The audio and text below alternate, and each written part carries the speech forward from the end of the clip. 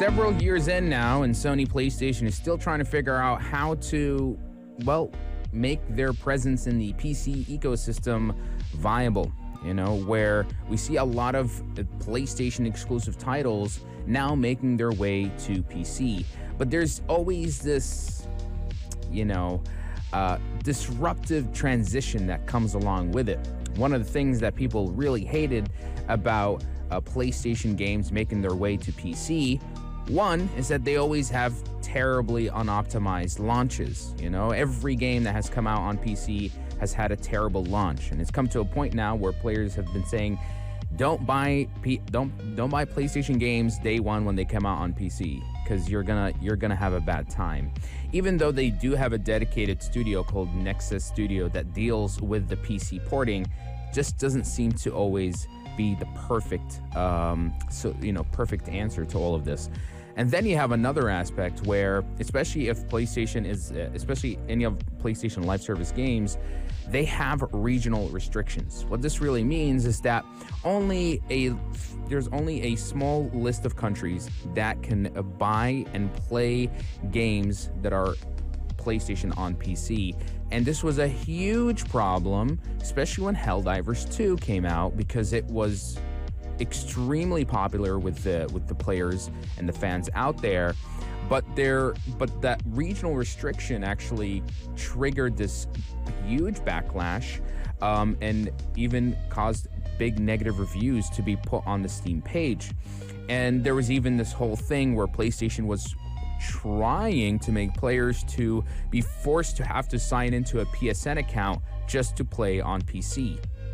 Of course, this was removed. However, that doesn't mean they haven't tried it on other games. Like, for example, there's the Midnight Murder Club. You have to sign into PSN with that one. I know these things, Sony. You can't get away with it. But interestingly enough, there has been a bit of an update, as Sony has recently lifted regional sales restrictions on several major PlayStation games available on PC, including God of War Ragnarök, The Last of Us Part 2 Remastered, Marvel's Spider-Man 2, and especially Helldivers 2. This change was noted after updates on SteamDB showed that these games were no longer restricted in as many countries. And the move even followed a previous controversy regarding Helldivers 2 launch, which required a PSN account to be signed in so that you could actually play the game. And of course, this was backtracked by Sony. And now we see basically Sony President Hideki Nishuno discussing the company's approach with the PlayStation Plus. He states that they are open to adjusting its price in the future as part of an effort to maximize profitability. Sounds pretty concerning in my opinion. This also aligns with ongoing discussions about evolving strategies of Sony's gaming ecosystem, which makes me wonder if they'll ever bring the PS Plus service to other platforms at the scale of how Xbox is doing Game Pass now. You know, Game Pass is available on their consoles, on their PC, and it's eventually going to be on their handheld and on the smart TV. And it just seems like PlayStation is still trying to rework itself into a multi-platform. It's trying so hard to still feed into its exclusivity mindset. Sure, exclusives sell consoles. They keep their markets sustainable. But today's gaming is very different.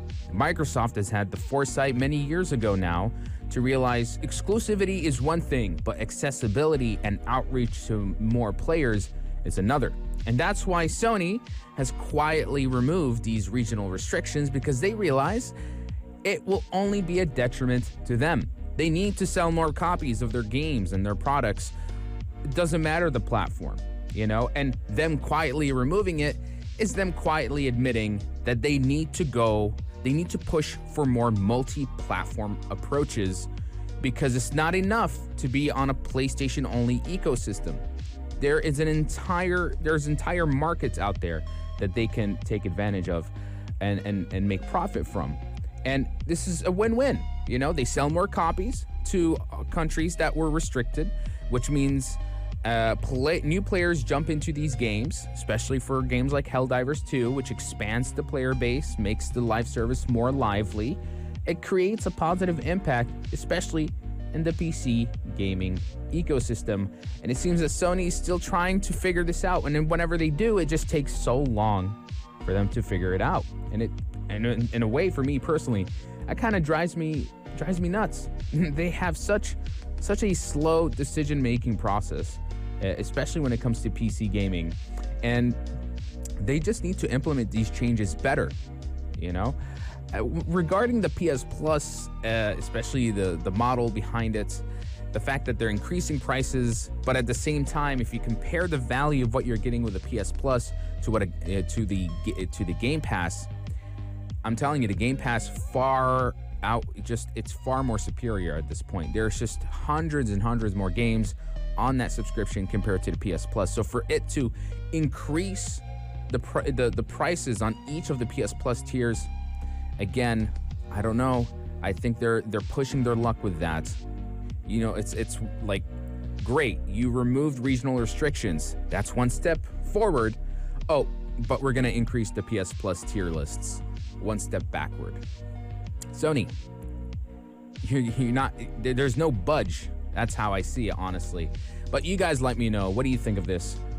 I think regional restrictions are always they're not friendly to gamers. They're not great as user-friendly experiences. That means, in a way, we won here, but them going down the other path also for maximizing profits is also another bad thing to look at. Take the good with the bad. That's what I say. But what do you guys think? Share your opinions and thoughts. And personally, for me, I'm still going to be very critical of how Sony approaches the PC gaming market. They need to do a better job. It needs to, the way they transition, the way they bring their games to PC, the way they handle that PC player base as well. It needs to be done better, because gamers are watching. They keep an eye. They won't let these things slide, especially with PlayStation. No matter how confident they seem to be right now in the industry, and they are still a big player, at the end of the day, the power really falls to the players. Never forget that. All right, we're going to take a short break. We'll be right back with more news and highlights right here on the Evening Buzz. So stay locked and stay tuned. You know it. To Pulse 95.